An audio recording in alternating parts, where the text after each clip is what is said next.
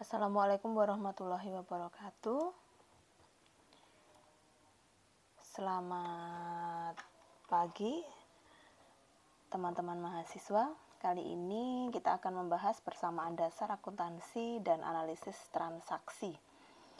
Jadi di dalam siklus akuntansi yang diawali dengan pencatatan transaksi atau dengan kata lain penjurnalan, kita harus memahami terlebih dahulu bagaimana kinerja dari persamaan dasar akuntansi.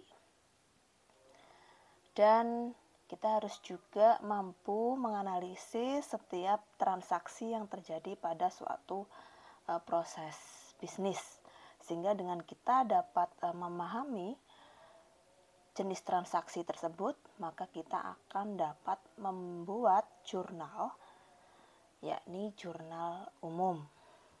Jadi pencatatan dalam siklus akuntansi, pencatatan transaksi itu dicatat dalam bentuk jurnal, yaitu jurnal umum.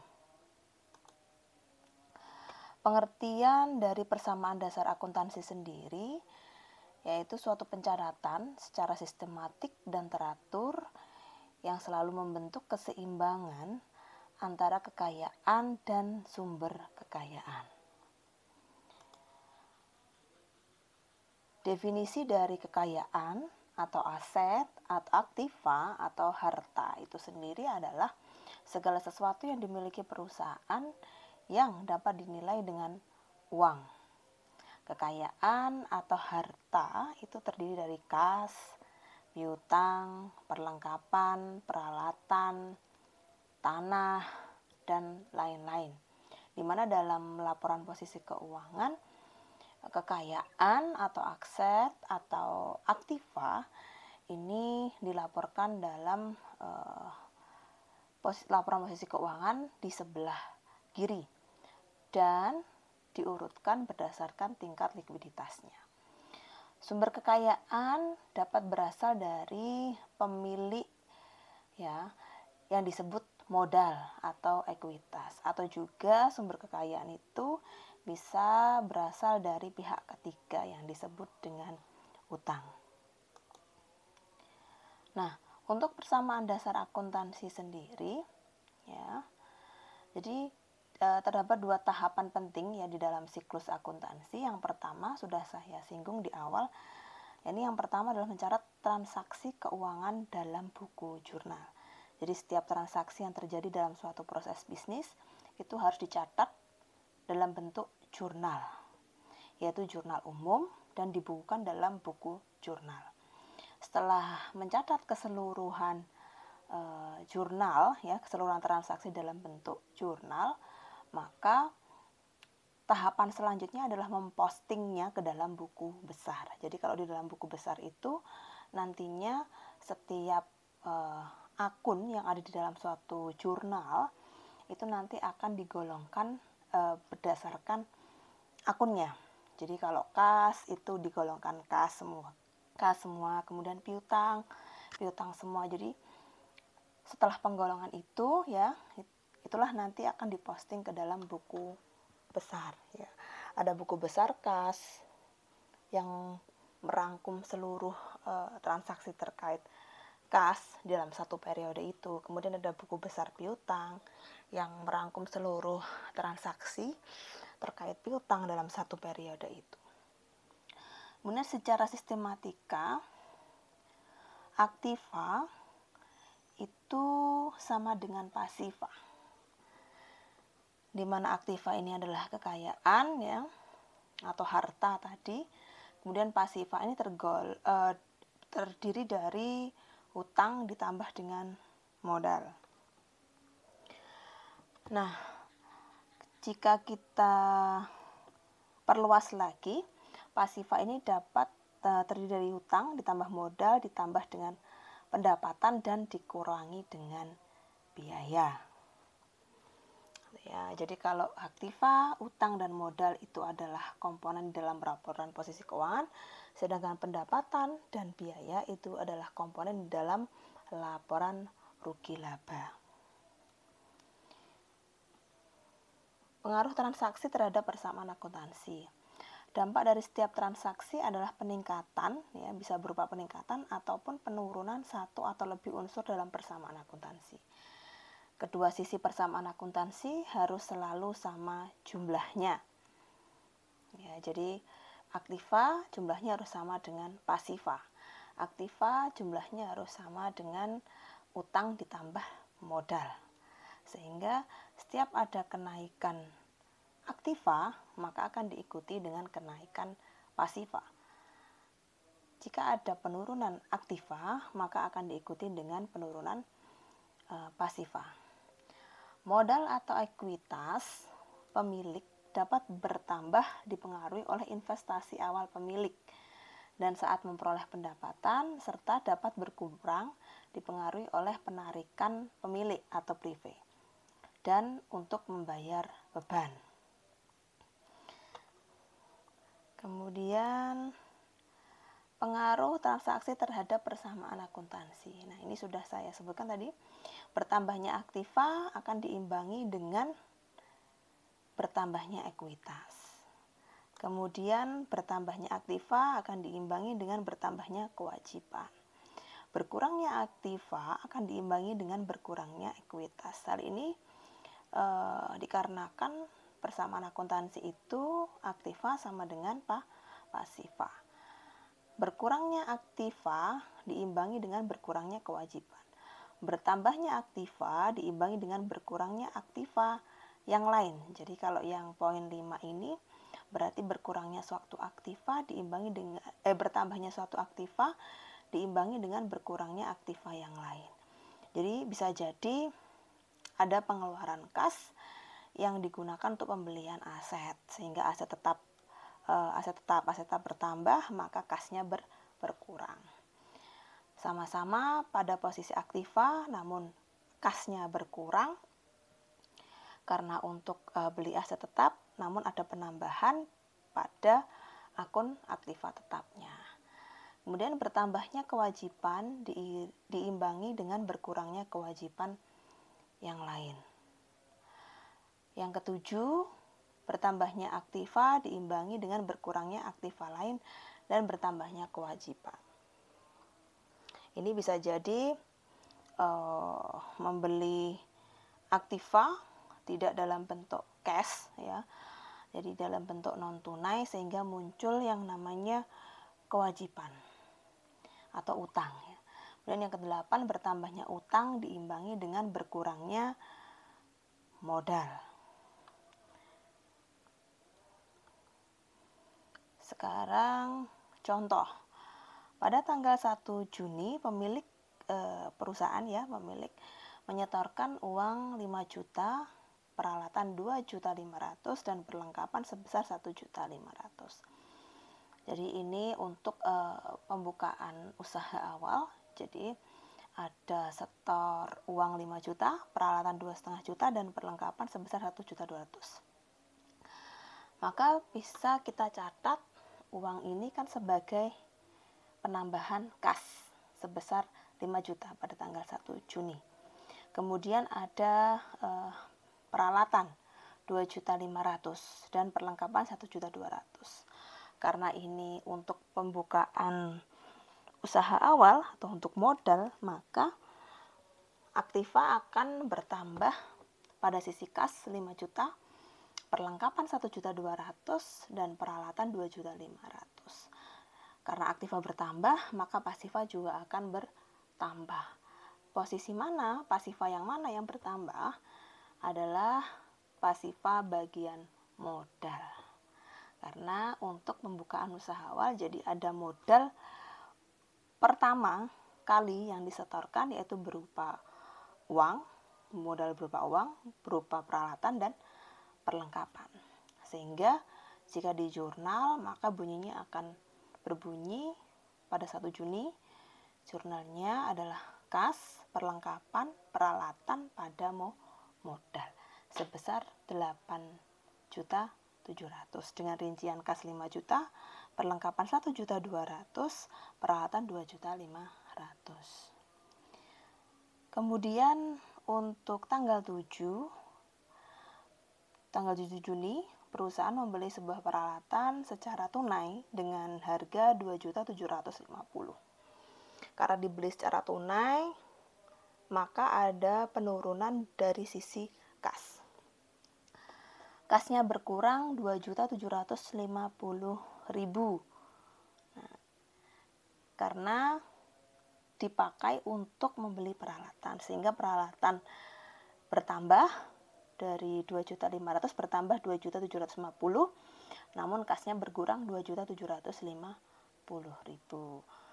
Sehingga nominal peralatan totalnya menjadi 5.250.000 dan kas menjadi 2.250.000. Untuk jurnalnya, karena itu dibeli secara tunai, ya, maka ada penambahan pada peralatan, kemudian ada pengurangan pada kas, sehingga jurnalnya peralatan pada kas sebesar 2.750.000. Kemudian untuk transaksi tanggal 15, perusahaan menerima pendapatan sebesar 1.500.000. Berarti ada peningkatan di sisi kas dan pendapatan.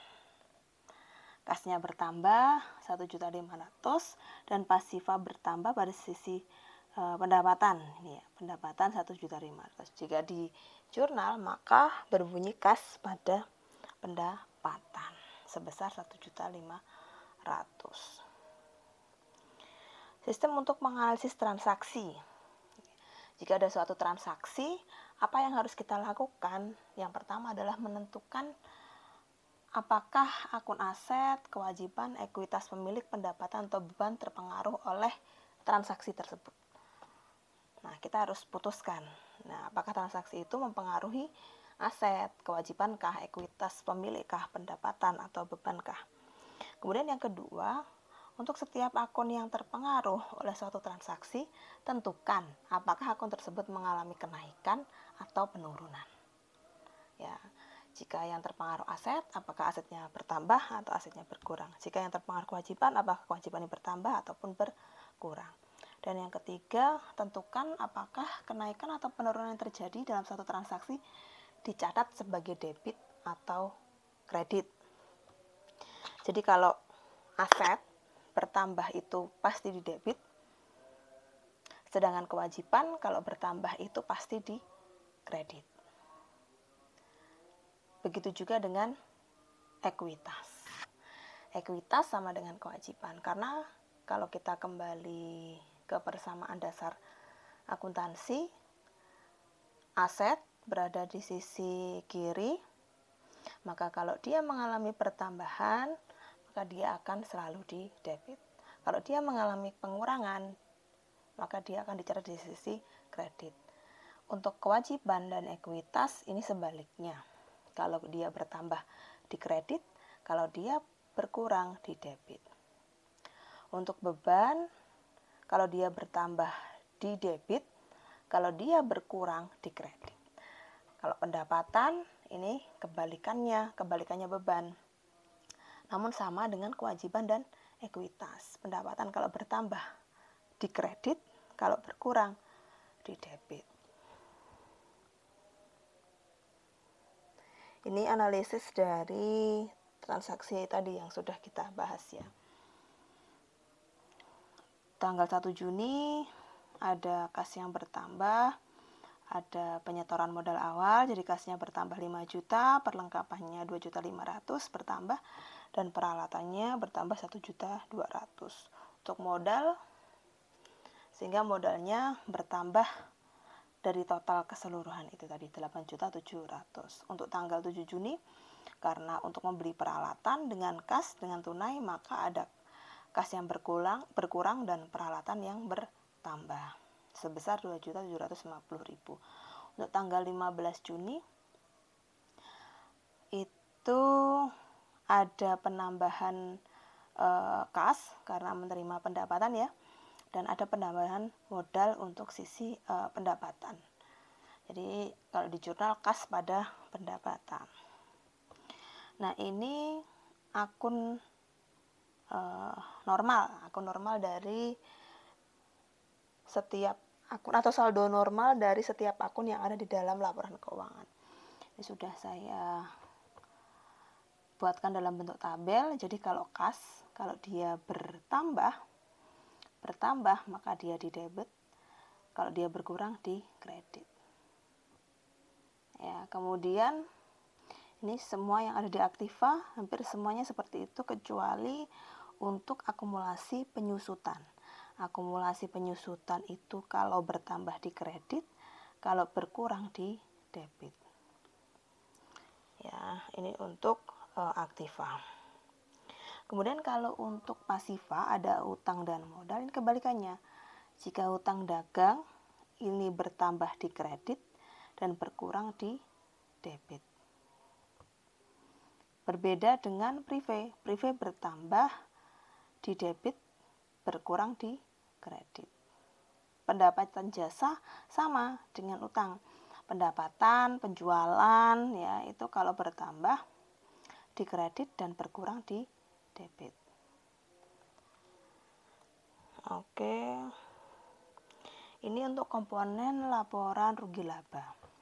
Sudah saya singgung tadi untuk beban-beban ya, beban angkut pembelian, beban iklan, beban gaji, beban angkut penjualan, ini kalau bertambah dia di debit, kalau berkurang dia di kredit. Kalau untuk pendapatan bunga, pendapatan sewa, pendapatan dividen, ini kalau dia bertambah di kredit, kalau berkurang di debit. Jadi kolom yang pertama ini adalah akun normalnya. Jadi beban iklan itu normalnya di debit, maka dia kalau bertambah dia dicatat di sisi debit. Tapi kalau dia berkurang dicatat di sisi kredit. Seperti kas ya. Kas tadi kan saldo normalnya itu debit, maka kalau dia bertambah dicatat di sisi debit, kalau dia berkurang dicatat di sisi kredit. Seperti itu. Ini sekarang ada contoh kasus. Tuan Amin membuka usaha pengangkutan. Untuk memulainya ia menyetor uang tunai sebesar 10 juta. Maka apa yang bertambah? Yang bertambah adalah kasnya. Kasnya bertambah 10 juta dan modalnya bertambah 10 juta. Di sisi aktiva, kas bertambah 10 juta, di sisi pasiva modal Tuan Amin bertambah 10 juta. Sehingga jika di jurnalnya akan berbunyi kas pada modal sebesar 10 juta. Kas debit 10 juta, modal kredit 10 juta. Kemudian contoh kasus transaksi yang kedua, untuk memperbesar aktivanya, Tuan Amin atas nama perusahaan meminjam uang dari bank. Ini sebagai tambahan modal. Ya. Sehingga karena Tuan Amin meminjam uang, maka muncullah yang namanya utang. Utang sebesar 7 juta. Namun kasnya bertambah 7 juta. Jadi kas bertambah di sisi debit 7 juta, utang karena tergolong kewajiban, kalau dia bertambah pasti dicatat sisi kredit. Sehingga jurnalnya kas pada utang bank sebesar 7 juta. Kas debit 7 juta, utang bank kredit 7 juta.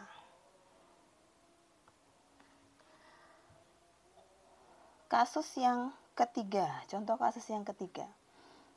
Tuan Amin atas nama perusahaan membeli kendaraan bermotor dari Jogja Motor seharga 10.750.000 yang dibayar tunai dari perusahaan, dari uang perusahaan. Maka ini ada pengalihan aktiva ya, pengalihan bentuk aktiva dari kas dialihkan dalam bentuk kendaraan bermotor. Ya, sehingga kendaraan bermotornya ini masuk aktiva ya. Kendaraan meningkat 10.750 dan karena dibeli secara tunai maka kas akan menurun sebesar 10.750.000. Sehingga jurnalnya kendaraan bertambah, kendaraan karena dia aktiva maka kalau bertambah harus di debit, dan membeli kendaraan tersebut dengan kasnya berkurang, maka dia dikredit, sehingga jurnalnya adalah kendaraan pada kas sebesar 10.750.000.